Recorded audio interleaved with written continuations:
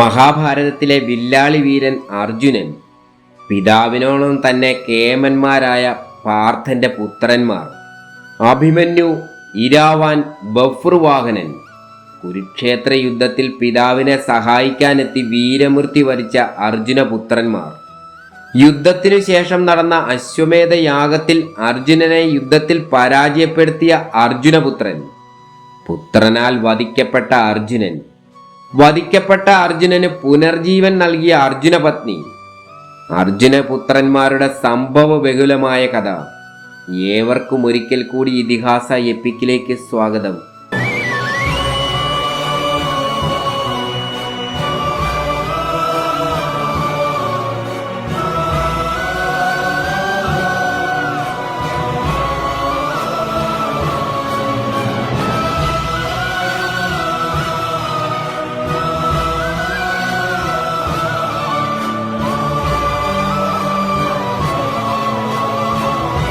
അർജുനന്റെ പുത്രന്മാരിൽ ഏറ്റവും ശക്തൻ അഭിമന്യുവായിരുന്നു. അർജുനന്റെയും സുഭദ്രയുടെയും പുത്രനായ അഭിമന്യു മഹാഭാരതത്തിലെ ഏറ്റവും മികച്ച യുവയോദ്ധാക്കളിൽ ഒരാളായി കണക്കാക്കപ്പെടുന്നു.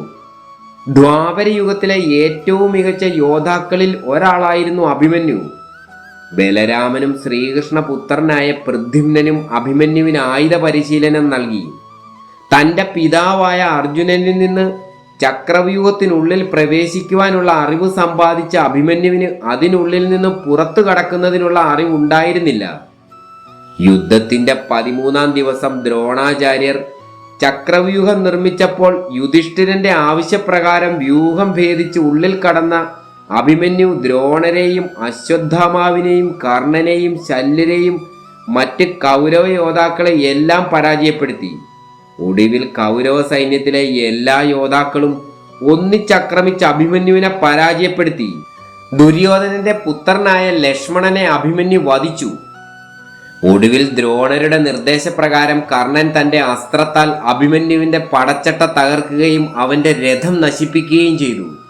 തുടർന്ന് രഥം നഷ്ടപ്പെട്ട അഭിമന്യു വാളും പരിചയമായി കൗരവരോട് ഒറ്റയ്ക്ക് പോരാടി. എന്നാൽ കർണന്റെ അസ്ത്രത്താൽ അഭിമന്യുവിന്റെ വാളും പരിചയം 2 കഷ്ണങ്ങളായി. തുടർന്ന് ഗദയുമായി അഭിമന്യു പോരാട്ടം തുടർന്നു.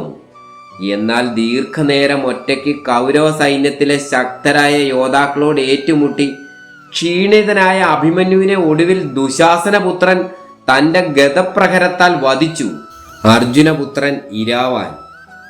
പാണ്ഡവർ പാഞ്ചാലി പരിണയത്തിന് ശേഷം ഇന്ദ്രപ്രസ്ഥത്തിൽ വസിച്ചുകൊണ്ടിരുന്നപ്പോൾ ഒരിക്കൽ നാരദൻ അവിടെ എത്തി. ഭർത്താക്കന്മാർ 5 പേരും ഏക പത്നിയെ ചൊല്ലി കലഹിക്കാതിരിക്കുന്നതിനായി പാഞ്ചാലി ഓരോ വർഷം വീതം ഓരോ പതിയുടെ കൂടെ വസിക്കട്ടെ എന്ന് നാരദൻ അഭിപ്രായപ്പെട്ടു. ഈ നിയമം ലംഘിക്കുന്നവർ 1 വർഷം വനവാസം ചെയ്യണമെന്നും നാരദൻ പാണ്ഡവരോട് പറഞ്ഞു. പാണ്ഡവർ ഈ വ്യവസ്ഥ സമ്മതിച്ചു. ഒരിക്കൽ അർജുനൻ പാഞ്ചാലി സമേതനായ യുധിഷ്ഠിരന്റെ അന്തഃപുരത്തിൽ അനുവാദം ലഭിക്കാതെ പ്രവേശിച്ചതിനാൽ 1 വർഷം വനവാസം ചെയ്യേണ്ടതായി വന്നു. ഈ ഘട്ടത്തിൽ അർജുനൻ ഗംഗാതീരത്ത് വെച്ച് നാഗകന്യകയായ ഉലൂബിയെ വിവാഹം കഴിക്കുകയും അവളിൽ ഇരാവാൻ എന്ന ഒരു പുത്രൻ ജനിക്കുകയും ചെയ്തു. കുരുക്ഷേത്ര യുദ്ധത്തിൽ ഇരാവാൻ പാണ്ഡവ പക്ഷത്തിൽ നിന്ന് കൗരവ പക്ഷത്തിനെതിരായി പോരാടി. യുദ്ധത്തിന്റെ 8-ാം ദിവസം ഇരുപക്ഷവും ശക്തമായി ഏറ്റുമുട്ടി. ഭീഷ്മരെ വധിക്കുകയാണ് തങ്ങളുടെ ഏക ലക്ഷ്യമെന്ന് കരുതിയ യുധിഷ്ഠിരൻ അതിനായി ആജ്ഞ കൊടുത്തു. പാണ്ഡവപക്ഷത്തിലെ എല്ലാവരുടെയും പ്രതിയോദ്ധാവ് ഭീഷ്മർ മാത്രമായിരുന്നു. മറ്റാരോടും അവർ എതിർക്കുവാൻ നിന്നില്ല. ഉള്ളിടത്തോളം ശക്തി മുഴുവൻ സംഭരിച്ചുകൊണ്ട് എല്ലാവരും കൂടി പിതാമഹനെ എതിർത്തു. പാണ്ഡവരുടെ ആശയം മനസ്സിലാക്കിയ കൗരവർ എങ്ങനെയും പിതാമഹനെ രക്ഷിക്കുവാൻ തീർച്ചയാക്കി. കൗരവ സൈന്യം ഭീഷ്മരുടെ രക്ഷയ്ക്കെത്തി. കഴിഞ്ഞ 7 ദിവസങ്ങളിലും ഇത്രത്തോളം ഭയങ്കരമായ യുദ്ധം നടന്നില്ല. ഭീഷ്മർ ശത്രുക്കളുടെ ശക്തിയെ വെല്ലുവിളിച്ചുകൊണ്ട് അവരുടെ സൈന്യത്തെ കൂട്ടം കൂട്ടമായി കൊന്നൊടുക്കി. ഭീമാർജുനന്മാർ ഇതുപോലെ തന്നെ കൗരവ സൈന്യത്തെയും കൊന്നൊടുക്കി. ഈ സമയം അർജുനപുത്രനായ ഇരാവാന് തന്റെ കഴിവ് പ്രകടിപ്പിക്കണമെങ്കിൽ ആരോടെങ്കിലും പ്രത്യേകമായി യുദ്ധം ചെയ്യണമെന്ന് തോന്നി. അപ്പോഴാണ് ശകുനിയുടെ 6 സഹോദരന്മാർ പോരിനെത്തിയത്. ഇരാവാൻ അവരോട് ഏറ്റുമുട്ടി. അവർ 6 പേരും അസ്ത്രവിദ്യയിൽ അസാമാന്യ സാമർഥ്യമുള്ളവരായിരുന്നു. തികഞ്ഞ ആത്മവിശ്വാസത്തോടെയായിരുന്നു അവർ പോരാടിയത്. എന്നാൽ മഹാപൗരുഷശാലിയും ദിവ്യാസ്ത്രങ്ങൾ പ്രയോഗിക്കുന്നതിൽ നിപുണനുമായ ഇരാവാന്റെ മുന്നിൽ പിടിച്ചു നിൽക്കുവാൻ അവർക്ക് കഴിഞ്ഞില്ല. അധികം താമസിയാതെ ഇരാവാൻ അവരെ 6 പേരെയും വധിച്ചു. തന്റെ മാതുലന്മാരിൽ 6 പേരെ ഇരാവാൻ വധിച്ചതറിഞ്ഞ ദുര്യോധനന് അവനോട് കടുത്ത അമർഷം തോന്നി. എങ്ങനെയും ഇരാവാനെ വധിക്കണമെന്ന് ദുര്യോധനൻ ദൃഢനിശ്ചയം ചെയ്തു.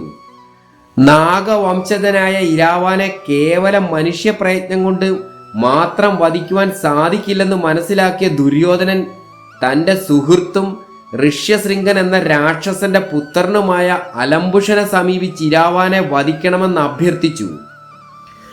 ഭഗൻ എന്ന രാക്ഷസനെ വനവാസകാലത്ത് ഭീമൻ വധിച്ചതിൽ പാണ്ഡവരോട് പക വെച്ചു പുലർത്തിയിരുന്ന അലംബുഷൻ ദുര്യോധനന്റെ ആവശ്യം അംഗീകരിച്ചു. അലംബുഷൻ ഇരാവാന്റെ നേർക്ക് പാഞ്ഞെടുത്തു. തുടർന്ന് ഇരുവരും തമ്മിൽ ശക്തമായി ഏറ്റുമുട്ടി. രാക്ഷസൻ മായാപ്രയോഗങ്ങൾ നടത്തുവാൻ തുടങ്ങി. ആകാശത്ത് നിന്ന് ഇരാവാന്റെ നേർക്ക് അഗ്നിവർഷവും ശിലാവർഷവും നടത്തി. എന്നാൽ ഇതുകൊണ്ടൊന്നും ഇരാവൻ പതറിയില്ല. തീഷ്ണങ്ങളായ ശരങ്ങൾ കൊണ്ട് അലംബുഷന്റെ മായാപ്രയോഗങ്ങളെ ഇരാവാൻ പരാജയപ്പെടുത്തി. കുറച്ചു കഴിഞ്ഞപ്പോൾ രാക്ഷസൻ ആകാശത്തേക്ക് ഉയർന്നു. അലംബുഷൻ ആകാശത്തും ഇരാവാൻ ഭൂമിയിൽ നിന്നും പോരാട്ടം തുടർന്നു. ആകാശത്തേക്ക് ഉയർന്ന രാക്ഷസന്റെ ശക്തി വർദ്ധിക്കുന്നതായി മനസ്സിലാക്കിയ ഇരാവാൻ തന്റെ വംശജരായ നാഗങ്ങളെ സ്മരിച്ചു. നാഗങ്ങൾ എത്തി അലംബുഷനെ വരിഞ്ഞുകെട്ടി. എന്നാൽ അലംബുഷൻ തന്റെ മായാശക്തി കൊണ്ട് അനേകം ഗരുഡന്മാരെ സൃഷ്ടിച്ചു. ഗരുഡൻ നാഗങ്ങളെ കൊത്തിത്തിന്ന് അലംബുഷനെ നാഗങ്ങളുടെ പിടിയിൽ നിന്നും മോചിപ്പിച്ചു. ഇത് ഇരാവാനെ വളരെ നിരാശനാക്കി. അവന്റെ വീര്യം നശിച്ചു. അവൻ ദുർബലനായി. ഈ തക്കം നോക്കി രാക്ഷസൻ ഇരാവാനെ വധിച്ചു. പാണ്ഡവരെല്ലാം ഭീഷ്മവധമെന്ന ഏക ലക്ഷ്യത്തിൽ പോരാടിക്കൊണ്ടിരുന്നതിനാൽ ഇരാവാനും അലംബുഷനും തമ്മിലുള്ള ഘോരമായ പോരാട്ടമോ ഇരാവാന്റെ അന്ത്യമോ ഒന്നും അവരുടെ ശ്രദ്ധയിൽപ്പെട്ടില്ല. എന്നാൽ പിന്നീട് ഭീമപുത്രൻ ഘടോത്കചൻ അലംബുഷനെ വധിച്ചു. അർജുനന്റെ വനവാസകാലത്ത് നാഗകന്യകയായ ഉലൂബിയെ വിവാഹം കഴിച്ച് ഇരാവാൻ ജനിച്ചതിന് ശേഷം അവരോട് യാത്ര പറഞ്ഞ് അർജുനൻ തന്റെ വനവാസം തുടർന്നു. അങ്ങനെ അർജുനൻ മണലൂർ എന്ന രാജ്യത്തെത്തി. അന്ന് അവിടെ ഭരിച്ചിരുന്നത് ചിത്രാംഗതൻ എന്ന രാജാവായിരുന്നു. ഇദ്ദേഹത്തിന്റെ പുത്രിയായിരുന്നു ചിത്രാംഗത. അർജുനൻ ചിത്രാംഗതയെ വിവാഹം കഴിക്കുകയും അവർക്കൊരു പുത്രൻ ജനിക്കുകയും ചെയ്തു. അവനായിരുന്നു ബഭ്രുവാഹനൻ. ചിത്രാംഗതയെയും പുത്രനെയും പിന്നീട് ഹസ്തിനപുരിയിലേക്ക് കൊണ്ടുപോയിക്കൊള്ളാമെന്ന് വാക്കുകൊടുത്ത ശേഷം അർജുനൻ അവിടെ നിന്നും യാത്ര തിരിച്ചു. പിന്നീട് വർഷങ്ങൾക്ക് ശേഷം യുധിഷ്ഠിരന്റെ അശ്വമേധയാഗത്തിൽ അശ്വത്തെ പിന്തുടർന്നു വന്ന അർജുനൻ മണലൂർ ദേശത്തുമെത്തി. ഈ സമയം ആ രാജ്യം ഭരിച്ചുകൊണ്ടിരുന്നത് അർജുനപുത്രനായ ബഭ്രുവാഹനനായിരുന്നു. തന്റെ പിതാവ് അർജുനനാണെന്ന് അമ്മയിൽ നിന്ന് നേരത്തെ തന്നെ അറിയാമായിരുന്ന ബഭ്രുവാഹനന് പിതാവ് തന്റെ ദേശത്തെത്തി എന്നറിഞ്ഞപ്പോൾ വളരെയധികം സന്തോഷം തോന്നി. പിതാവിനെ സ്വീകരിക്കുവാൻ എല്ലാ സജ്ജീകരണങ്ങളും ഒരുക്കി. ബഭ്രുവാഹനൻ അർജുനന്റെ പാദങ്ങളിൽ തൊട്ട് വണങ്ങി. എന്നാൽ തന്റെ മകന്റെ പ്രവൃത്തി അർജുനൻ അശേഷം ഇഷ്ടപ്പെട്ടില്ല. അർജുനൻ പുത്രനോട് പറഞ്ഞു, ബഭ്രുവാഹന, നിന്റെ പ്രവൃത്തി ക്ഷാത്രധർമ്മത്തിന് ചേർന്നതല്ല. അശ്വമേധത്തിന്റെ യാഗവശത്തെയും കൊണ്ട് വന്ന എന്നെ വിരുന്നു വന്നവനെ പോലെ സ്വീകരിക്കുന്ന ഈ പ്രവൃത്തി ഒരു ധീര രാജാവിന് ചേർന്നതല്ല. അത് ഭീരുത്വമാണ്. നീ അശ്വത്തെ പിടിച്ചു കെട്ടി എന്നോട് പോരിന് വരികയാണ് വേണ്ടത്. ഇത് കേട്ട് ബഭ്രുവാഹനൻ തന്റെ മാതാവിന്റെ അടുക്കലേക്ക് പോയി. എന്നാൽ കൊട്ടാരത്തിലെത്തിയ ബഭ്രുവാഹന്റെ അടുക്കൽ അർജുനന്റെ മറ്റൊരു പത്നിയും ഇരാവാന്റെ മാതാവുമായ ഉലൂബി എത്തി അർജുനനോട് യുദ്ധം ചെയ്യുവാൻ അവനെ പ്രേരിപ്പിച്ചു. യുദ്ധം ചെയ്താൽ അർജുനനെ പരാജയപ്പെടുത്തുവാൻ കഴിയുമെന്നും അവൾ ബഭ്രുവാഹനോട് പറഞ്ഞു. ഒടുവിൽ ഉലൂബിയുടെ നിർബന്ധത്തിന് വഴങ്ങി ബഭ്രുവാഹൻ അർജുനനോട് പോരാടുവാൻ ഉറച്ച് പിതാവിന്റെ അടുക്കലെത്തി. തുടർന്ന് അർജുനനും ബഭ്രുവാഹനും തമ്മിൽ ശക്തമായി ഏറ്റുമുട്ടി. അർജുനന്റെ ശരങ്ങളെ തടുത്തുകൊണ്ട് അതേസമയം തന്നെ തീഷ്ണങ്ങളായ ശരങ്ങളെ അയച്ചുകൊണ്ട് ബഭ്രുവാഹനൻ തന്റെ യുദ്ധ നൈപുണ്യം കാണിച്ചു. തന്റെ പുത്രന്റെ യുദ്ധ വൈദഗ്ധ്യം കണ്ട അർജുനൻ സന്തോഷിച്ചു. രണ്ടുപേരും ഉഗ്രമായി പോരാടി. ബഭ്രുവാഹനന്റെ ഒരസ്ത്രം മർമ്മത്തിൽ കൊണ്ട് അർജുനൻ നിലം പതിച്ചു. എന്നാൽ അസ്ത്രം ശരീരത്തിൽ തറയ്ക്കുന്നതിന് മുൻപായി അർജുനൻ അയച്ച അസ്ത്രം ശരീരത്തിൽ തറച്ച് ബഭ്രുവാഹനും ബോധമറ്റ് നിലത്ത് വീണു. അങ്ങനെ രണ്ടുപേരും ഒരേ സമയം പ്രജ്ഞയേറ്റ് നിലം പതിച്ച വിവരമറിഞ്ഞ് ചിത്രാംഗതയും ഉലൂബിയും അവിടെ എത്തി. പതിയും പുത്രനും വീണു കിടക്കുന്നത് കണ്ട് ചിത്രാംഗത അലമുറയിട്ട് കരഞ്ഞു. എന്നാൽ ഈ സമയം ബഭ്രുവാഹനൻ മോഹാലസ്യത്തിൽ നിന്നുണർന്നു. തന്റെ അസ്ത്രമേറ്റ് പിതാവ് മരിച്ചതറിഞ്ഞ് അവൻ അതിയായി ദുഃഖിച്ചു. എന്നാൽ അർജുന പത്നിയും നാഗകന്യകയുമായ ഉലൂബി നാഗമാണിക്യത്തിന്റെ ശക്തിയാൽ അർജുനന് ജീവൻ നൽകി. തുടർന്ന് ഉലൂബി അർജുനനോട് പറഞ്ഞു, പ്രഭു, അഷ്ടവസുക്കളിൽ ഒരാളുടെ പുനർജന്മമായ ഭീഷ്മരെ അങ്ങ് അധാർമികമായ രീതിയിൽ വധിച്ചതറിഞ്ഞ വസുക്കൾ അങ്ങ് മരണശേഷം നിത്യനരകത്തിൽ പോകട്ടെ എന്ന് ശപിച്ചു. ഈ വിവരം അറിഞ്ഞ് എൻ്റെ പിതാവ് അവരോട് ശാപമോക്ഷത്തിനായി അപേക്ഷിച്ചപ്പോൾ സ്വന്തം മകനാൽ വധിക്കപ്പെടുമ്പോൾ ശാപമോക്ഷം ലഭിക്കുമെന്നറിയിച്ചു. അതുകൊണ്ടാണ് ഞാൻ ബഭ്രുവാഹനെ പ്രേരിപ്പിച്ച് അങ്ങയോട് യുദ്ധം ചെയ്യിപ്പിച്ചത്.